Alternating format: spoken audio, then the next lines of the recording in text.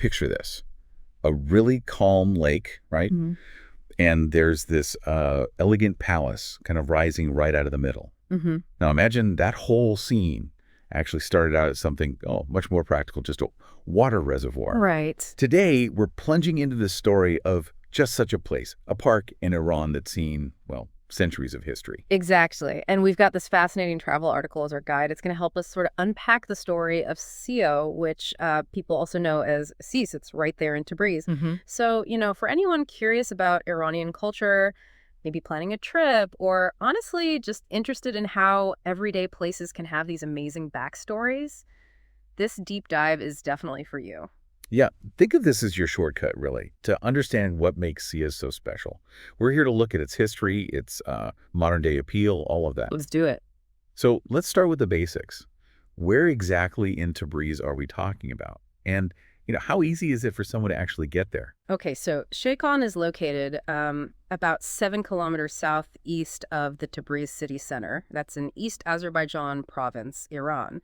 So relatively easy to reach from the main city area. 7 kilometers, okay. Yeah. And we mentioned it has two names, Sheikhan and Jokan. What's the story there? Why the change? Right. So the word that's Gol in Turkish, it actually means pool. Its original name was Shah Goli. Shah Goli. Yeah.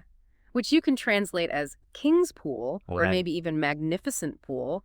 That word Shah can imply grandeur. Right, like royal or just big, impressive. Exactly. But the interesting part is, after the revolution, the name was changed to El Goli. which means people's pool.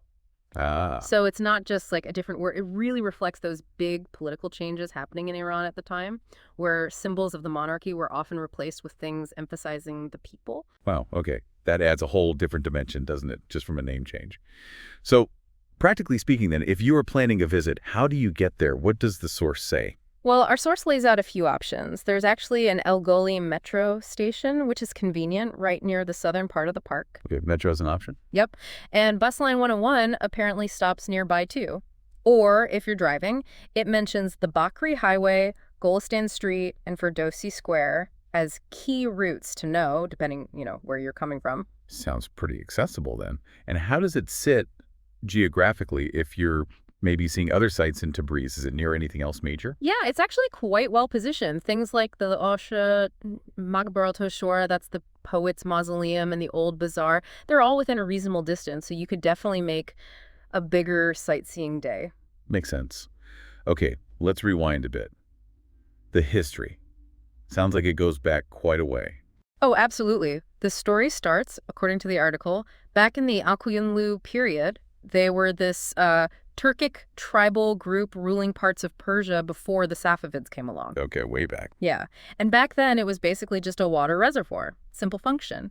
But then, during the Safavid era that followed, it got a major upgrade. It was expanded significantly and became really crucial for irrigating all the gardens east of Tabriz. So, purely functional at first. Yeah. Really serving a key need for the city's water supply and agriculture. Precisely. The Safavids did some serious work on it, clearing out the original pool, building strong walls around it. And get this, the article says back then it was reportedly about 12 meters deep. 12 meters. Wow. That's much deeper than you'd probably guess now. Definitely. Significantly deeper than its current state. So what happened after the Safavids? Did it keep changing? It did. Fast forward to the Qajar era. That's when the area around the reservoir really started shifting towards being more, recreational. They put in paths, planted trees, specifically Anya Tabrizi trees. Those are a type of tall poplar and also weeping willows. Really started making it look nicer. Ah, okay. So we're seeing that shift from purely practical water storage to something more like a park, a place for people to enjoy. Exactly. That's the beginning of that transition. And that trend just continued right into the Pahlavi era in the 20th century. That was a big moment because ownership was actually transferred to the municipality. Ah, making it officially public. Right. And that led to the first really big renovations, aimed specifically at making it a public recreational spot more accessible and enjoyable for everyone. So what about its size and shape today? Has that changed much over all these centuries? Well, the source gives current dimensions for the pool itself as roughly 200 meters by 200 meters. Okay, decent size. Yeah. And the depth varies now, from maybe 3 meters on the east side up to about 9 meters elsewhere. But interestingly, the article does mention it used to be larger overall and had a natural floor. All the landscaping and development around it over time have kind of defined its current shape and maybe made the water area itself seem a bit smaller than the original reservoir footprint. Fascinating how places evolve like that, both in purpose and physically. Okay, let's talk about what draws people there now, the main attractions. The lake itself is obviously key. Absolutely, it's the centerpiece. And its water, as we mentioned, comes from the Liffen River, fed by a stream from the southeast. The article points out something interesting. It freezes over in winter. Oh, wow. Must be beautiful, but cold. Yeah, beautiful scene, but it does apparently affect the fish, slows down their growth when it freezes. And then opposite the lake, there's this nice tree-covered hill, adds a lovely natural backdrop. And in spring and summer, apparently it's just full of flowers, really colorful. Sounds lovely. And then right in the middle, there's that rating, the Osaniha or Goli, the mansion. It looks really striking in photos. It really is. It's this octagonal 2-story building, stands out right there in the lake. Today, it's actually a restaurant. A restaurant, okay. Yeah. But it has its own history, too. Apparently, it started as just a simple clay structure. It was rebuilt in the form we see now back in 1967. And didn't you mention it had royal connections beyond just the original Shogoli name? Yes, exactly. During the Qajar period, a figure named Shulkaliam Garaman Mirza, he was one of Abbas Mirza's sons. A prince, he significantly expanded that original structure, turned it into more of a royal retreat for the court. A royal retreat on the lake. Nice. Right. But then, sadly, it was damaged by fire during the revolution. That's when the name also got changed to Hihu, and it was later reconstructed. And you know that walkway connecting it to the shore? Yeah, the causeway. Right. That gives it that sort of peninsula feel, like you're walking right out onto the water to get to it. Very cool. Sounds like a really picturesque spot, and with quite a bit of history packed into that one building. What else does the park offer? What other facilities or activities are there today? Oh, it seems really well set up for visitors. Near one entrance, the article mentions loads of different places to eat. Good for grabbing a bite. Definitely. And then, of course, there's the restaurant inside the mansion itself. Now, interestingly, it also talks about hotels nearby. There's this big one, the Pars El Goli Hotel, 17 stories high, with a revolving restaurant. Wow, 17 stories right there. Yeah. And the article actually brings up a point. Some people feel its height kind of detracts from the historical feel of Spaceway. There's even a suggestion it might impact, potential UNESCO World Heritage considerations down the line. Huh. That's a classic tension, isn't it? Modern development versus preserving a historical landscape. It really is. It sparks debate, that kind of thing.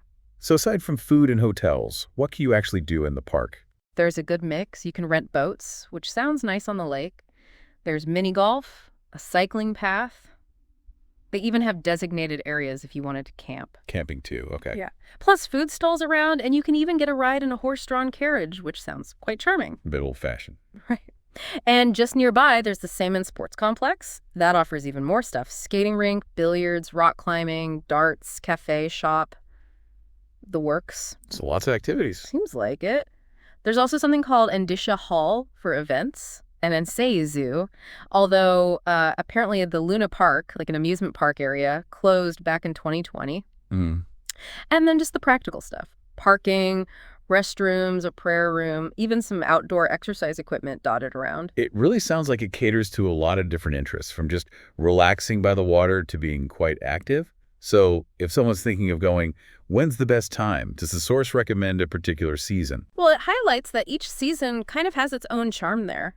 Spring has the blossoms, summer's nice for the shade, autumn brings the colors, and winter has that snowy, frozen lake scene. Right. But generally speaking, it suggests spring and summer are probably the most popular or maybe pleasant times for most visitors. And a big plus, entry to the park itself is free, and it's open 24 hours. Can't be free and 247 access. All right, so as we kind of wrap up our deep dive into CCS, what are the main things you think people should take away from this, the key points? I think, first, just that amazing journey it's taken, from a purely functional water source centuries ago to this really vibrant public park today. Yeah, that evolution is incredible. Second, the story packed into those two names, Shah Goli and El Goli, and what they tell us about broader Iranian history.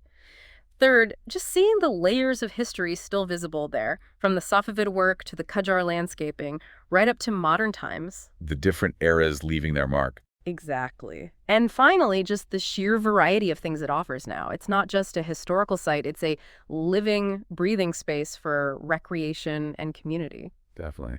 Thinking about all that, the long history, the mix of nature and human design, what aspect of Sehi do you find most, I don't know, compelling personally? Hmm.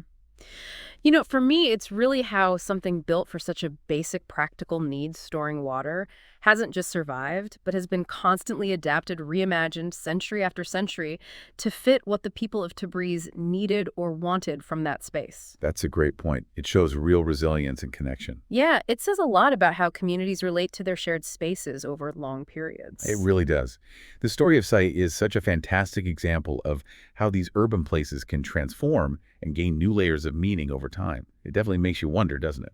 What other places around us, places we might walk past every day thinking they're just ordinary, actually hold these incredibly rich, surprising histories just waiting to be uncovered?